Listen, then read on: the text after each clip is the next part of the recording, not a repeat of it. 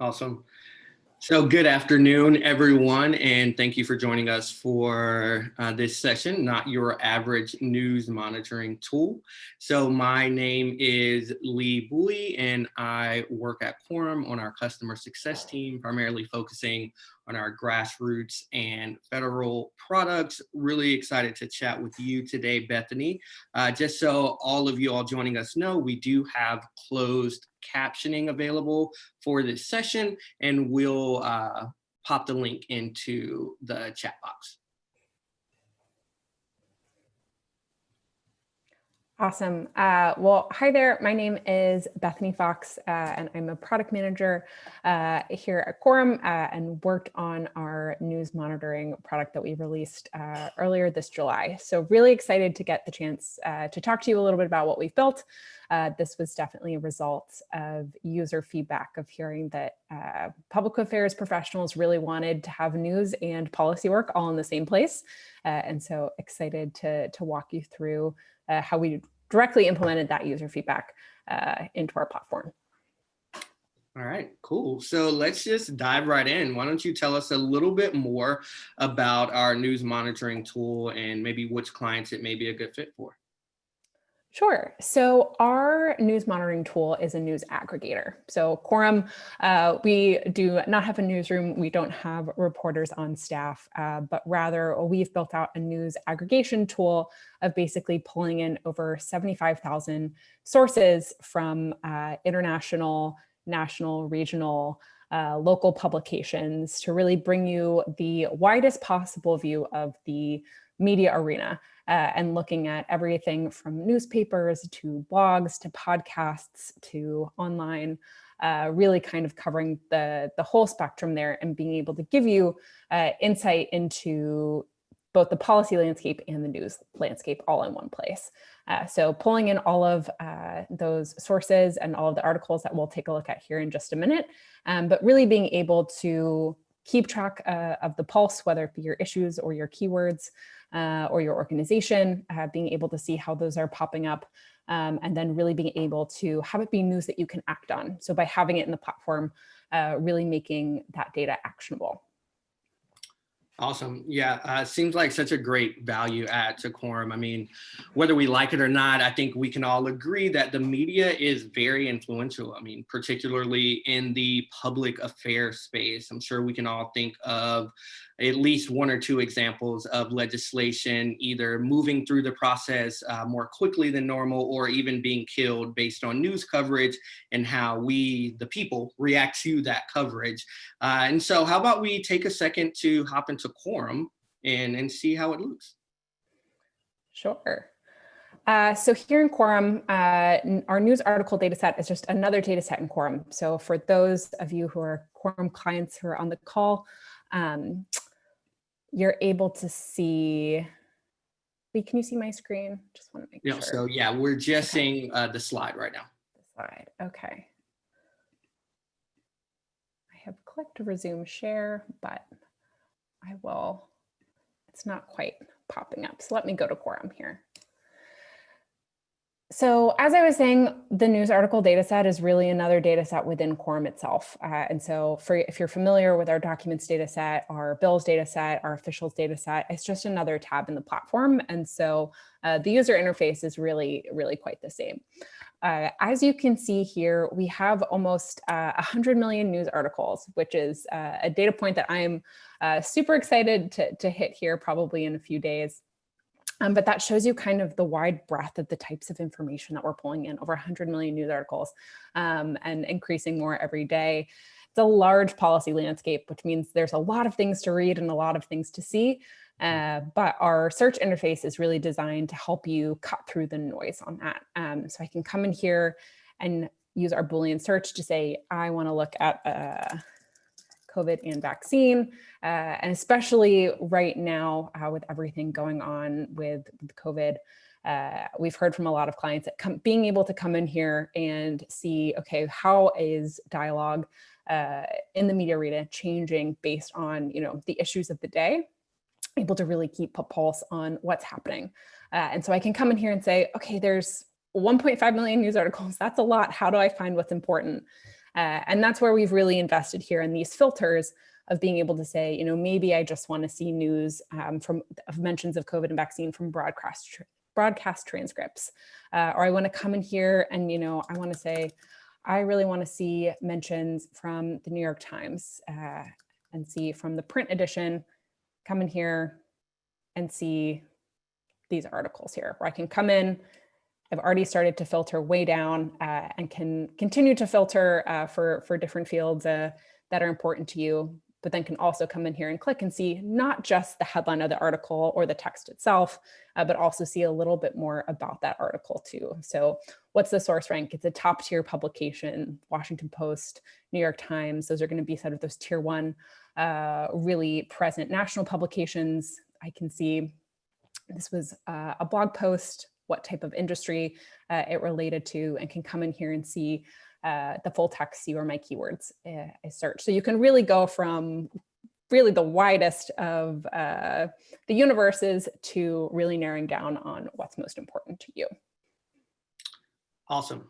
Thanks for showing that, Bethany. Some really cool insights from, you know, such a large variety of sources. As you mentioned, over 75,000 sources there. And I think the ability to filter really is part of what takes it to the next level, you know, really makes it an above average news monitoring source.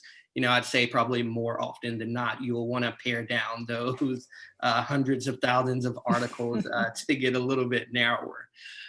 So now one of those filters that we offer is the region filter. So allowing you to limit the source by the reach of any particular publication. So for example, I am from Augusta, Georgia, you know, second largest city in the state, but obviously not nearly as popular as Atlanta. But in Augusta, the major newspaper is the Augusta Chronicle.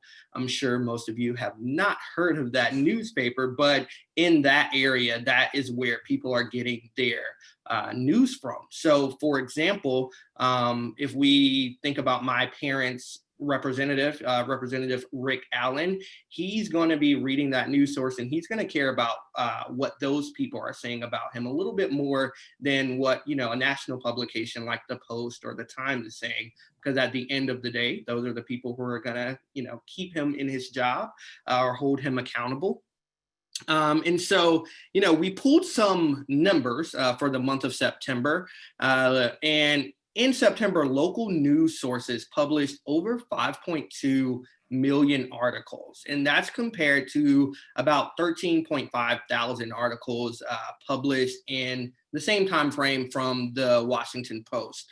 So these numbers are just, you know, a quick snapshot of how much more information you're really able to effectively leverage with our news monitoring tool. So Bethany, could you speak a little bit more to the value of having these kind of hyper local sources? Absolutely. So I'm going to go back into Quorum here. So the ability to track local sources is really important. And so as we see, you know, mentions in tier one publications, kind of those really large major dailies, obviously really important. But the local landscape, the local press really does matter, especially as it relates to government affairs. We know that for elected officials, when they are they're really paying attention to what's going on in their state or district. They care what their constituents are talking about. They're going to be keeping a pulse on their local newspapers.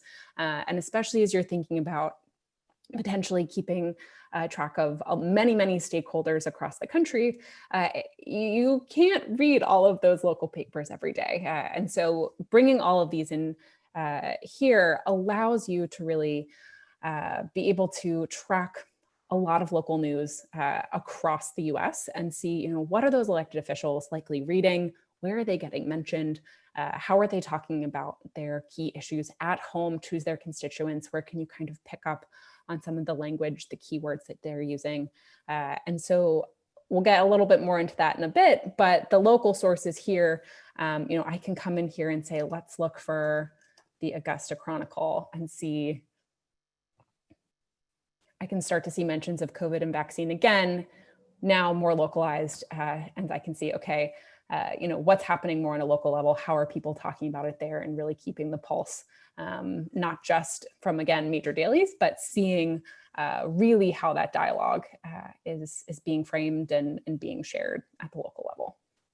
Yeah, awesome. Yeah, we always talk about storytelling as it relates to grassroots. And so I can really see the local spin and, having those local stories really be able to help add some nuance when you're going into those meetings with legislators or staffers.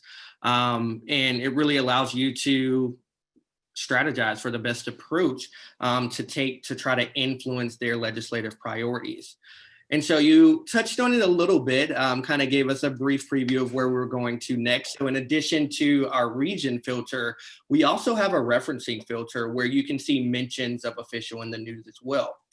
So not only do you have the ability to see how local and regional sources are covering a particular policy area, you can also see how they're covering the official themselves. So once again, we pulled a couple numbers as an example.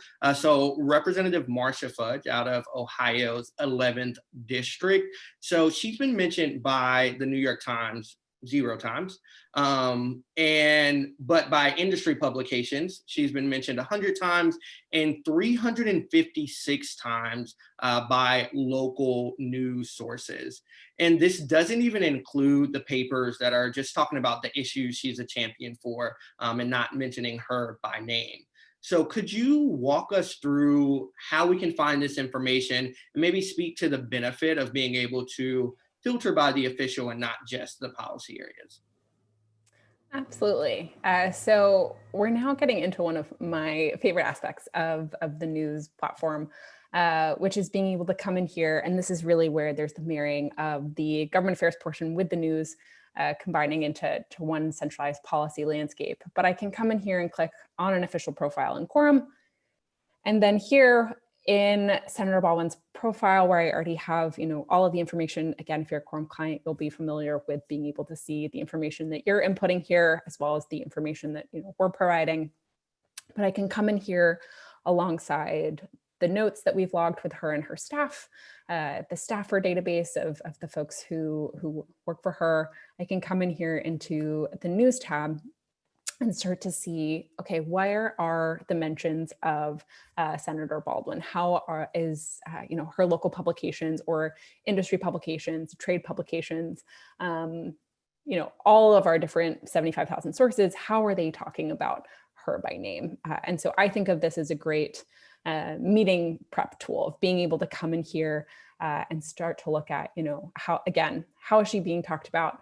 I can come in here, kind of scroll through and really see, what matters to her, where she's being talked about. And again, it's kind of centralized with everything else about her. And so it really becomes a great way as, you're quickly prepping for a meeting to just be another data point that you can then pull up and say, hey, I actually saw this in your local paper, and further helps you become the most informed person in the room. Yeah, that's really great. And obviously, if you're using the Quorum mobile app, you can pull all of that up right from your device as you're, on the way to that meeting. If, like me, sometimes you get a little behind. And so that's really awesome. So let's shift gears a little bit. So we all know that there is a big election coming up in exactly 2 weeks. And so most teams that I work with, I know will be busy preparing for a new Congress if they haven't already started. So a popular Quorum feature that a lot of my clients use to keep them up to date in their busiest times is alerts, where we're pushing you the information. You don't have to necessarily log in to get it. And so could you tell me about alerts with news monitoring and maybe touch on how it's different from something like a Google Alerts? Yeah, I think about alerts a lot. It's something that I've heard a lot of feedback from clients on over the years. I know that I have personal alerts set up in Quorum for Quorum Analytics. And so really the way I think about it is, the only thing worse than missing out on a mention that's really important to you is getting so overwhelmed by information that, then the data starts to become useless. And so I know I've definitely, set up alerts where, if they're coming into my inbox and there's way too many, I say, yes, I'll get to read those later. And I tend to not to. And that's where coming and really making tailored alerts is really helpful in terms of cutting through the noise and really getting to what you care about. And so similar to the rest of the Quorum platform, how you can set up alerts, It's really easy to set up alerts in the news platform to decide when you want them, at what time. Do you want them in a weekly digest? Do you want them, maybe daily? If it's a mention of your organization, you want to know that as soon as it happens. But maybe you want a weekly roundup of your issues and the mentions there. Really easy to make those types of customizable alerts or to name them a specific way. I know I'm someone who likes to build out my folders in my Gmail and have things come really routed into specific areas. There's a lot of great ways from our alerts of using filters and search terms, and then additional alerts features of either getting it from your email or to our mobile app and having it be a push notification. Lots of customizability to really make sure that you're only setting up the alerts that you really want to see and making sure that you're not getting overwhelmed with information. Yeah, I always think of it as similar to like a clothing store email list. I'm always really wary to get it because it seems like I'm always getting things that are not relatable and that I don't need to see. And just as you just said, I end up not even opening those emails. So thank you for laying out those differences there. Now, in addition to everything you just said about alerts specifically, one of the many reasons that a lot of teams choose Quorum is the ability to have all of their policy work in one place. So can you speak to some of the ways that teams can incorporate this with, let's say, bill tracking or logging meetings with officials and the benefits of having their news sources within Quorum? Sure. So going back into Quorum, actually one of my the challenges and really fun things to think about when we built this was, okay, where are all of the individual places in the site where we need to make news actionable? And so one of, I think, the biggest ways that you can then turn news and add it into your already existing workflow is in issue management. So issue management is where you can really converge all of the information about a given issue that you're working on as you're both doing other actions in the system, as you're logging notes, as you're tracking bills and regulations, as you're building out your key stakeholder lists. Issues really, again, are that one-stop shop for everything on an issue. And so, like I said, I can go in here and see the notes that we've had, for example, on autonomous vehicles, or I can come in here and see the bills that we've tagged specific to this issue. But you'll notice, again, there's a news tab, and this is a great way where as you are getting alerts on key news articles or finding articles that you really care about or that are really important to you, you can tag them to issues like you can with other pieces of information across Quorum, and really start to keep these save lists of where are these issues popping up, where are articles that we find that are either really helpful, maybe not so helpful, but start to build out in terms of a one-stop shop. Can come in here and see all of the news articles that are related to autonomous vehicles, and then it becomes really easy to download. So I know, well, I don't want to get too much ahead of myself, but in terms of reporting, this is a really helpful tool in reporting out of, okay, what is everything that we're doing on an issue? Who are all of our key stakeholders? What are all of the news or the press mentions? Who, again, what bills are we tracking? And being able to really just take all of this information that's tagged here, download it into a nice PDF report. And so that's a great way where you have the news data set, you can read it, you can see what's important, but then you can actually do things with it to make it more useful and central to your strategy. Yeah, awesome. Thank you for speaking to that. Yeah, issue management, such an awesome tool, and great that news just integrates seamlessly into what we already have built out. And obviously, if your team is diligent about tagging your news articles and other data points, you can get to a critical mass where you're really able to gain some insights about this particular policy area or official. And so, in addition to leveraging issues, what are some other creative ways users can incorporate news into some of the more common reports we see, maybe like scorecards or bill tracking sheets, things like that? Yeah, absolutely.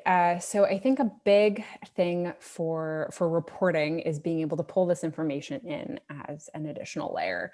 And so I'll kind of go through the deck here, but then pop over into Quorum. Really being able to, again, tag articles to the issues that you care about to reference back later being able to comment and tag team with other members of your organization. And so letting them know when a key mention pops up. And also being able to track lists. So I know I've heard from a lot of folks that they really wanted a way to be able to keep track of positive and negative mentions. It's something that their team really wants to keep a beat on. And that's something where if you go into Quorum, you're really easily able to then keep track of that information. So I can click on a news article here, and there's a set of action buttons on the side that I can say, this is a news article, that's high priority for us. It was a key mention. It's a really big deal. Maybe we want to send out a note to our key stakeholders about this great positive mention. I can come in here and say at Lee, check this out, and have it again be more of a workflow tool of letting him know. I don't have to download it or send a link around. I can just easily tag him. And then I could add to a list, again, if you want to keep track of those positive, negative mentions. We don't do sentiment for you because we believe that, you are the best ones to make the decision about what is actually a positive, negative mention.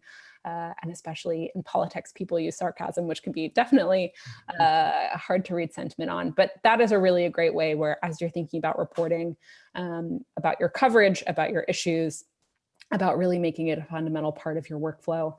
We also have some of those workflow tools that really make it integrated with the rest of the work that you're doing. Okay, awesome. Thank you so much for that. And so we have a little over 5 minutes left, and now we can open it up to you all to ask any questions you would like to.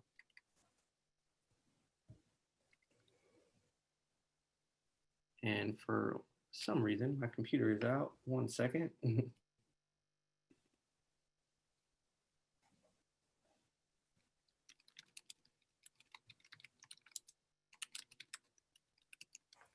folks a minute for questions. Or if you have a key term that you want me to search live, also happy to do that as well.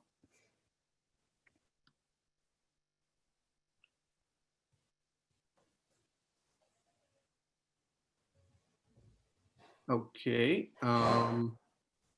So I have a couple of, just questions in the chat, but not in the Q&A. So one is that someone is not seeing the news articles tab. So if you're not seeing news in your account, more than likely your organization hasn't yet subscribed to it. It is an add-on to our, standard products. So if you are interested in news monitoring, learning more, please reach out to your CSM, your customer success manager, and they'll be able to connect you with the appropriate people so you can get a demo, pricing, all of that.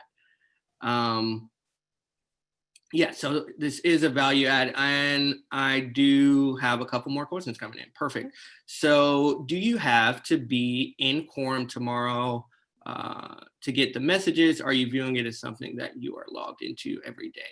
So you don't have to be in Quorum to receive the alerts. So that's the beauty of it. We're going to push it to your email and or mobile device, but depending on your settings. So you don't have to be logged in to actually receive these alerts.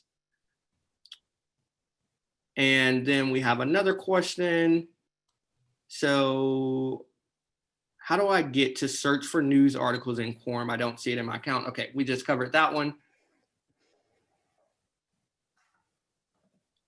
And so we have a question about paywalls in major news sources. And so Bethany, I'll let you speak to that one. That's a great question. So paywalls are obviously a big issue, especially as you try to go and read different articles. So we've worked with a data provider that actually gets access through a lot of premium paywalls. And so the great thing about that is, one, we're getting you access to a lot of publications that you would normally have to subscribe to. So we are getting premium access in many cases and getting the full text there. The second case is for a handful of publications that we don't get past the paywalls for. They have pretty stringent licensing. we oftentimes can still search for and flag those keyword mentions and show you where the mentions are, even if we can't show you the full text of an article for copyright reasons. And then for some publications, you might just have to go straight to the source. But if you're interested in adding news monitoring and have specific sources that you'd want to make sure that are kind of behind that premium paywall, and we do have behind that premium paywall for a lot of tier 1 organizations specifically, so like New York Times, Washington Post, some of the ones that you might run into most frequently. That's definitely something that if you're exploring adding it, that we can make sure that you are going to get past the paywalls in the places that you need to. Okay, awesome. Another question for you, Bethany. So what are some of the examples of industry sources? Industry sources, that's a great question. So we are, there's over 75,000, so I actually don't know all of the sources. That would be a lot. But for industry specifically, we're pulling a lot of, really niche trade publications, newsletters, journals. Again, if you have, the best way is if you have specific things that you're interested in whether we cover or want to say, like, what's your healthcare coverage? How many sources do you have on healthcare specifically? That's something that, again, your CSM can help pull, just because it's hard to talk in broad strokes about it when a lot of that's super specific. But I know that there's some clients who've reached out to us and said, hey, here's a list of like 10 really niche publications. Do you have them? And I think we had about 9 out of 10 in one of those cases, and are really covering a really, really wide swath of a lot of those industry publications. But again, if you have specific ones you want to know about, definitely reach out to your CSM for that. Okay, awesome. And so we will go ahead and close it out here. So Bethany, thank you again for sitting with me, talking about the amazing news monitoring tool. Once again, everyone, if you're interested, please reach out to your customer success manager and they can get you more information. So thank you to everyone for joining. Thanks so much. Take care and enjoy the rest of the summit. All right, bye-bye.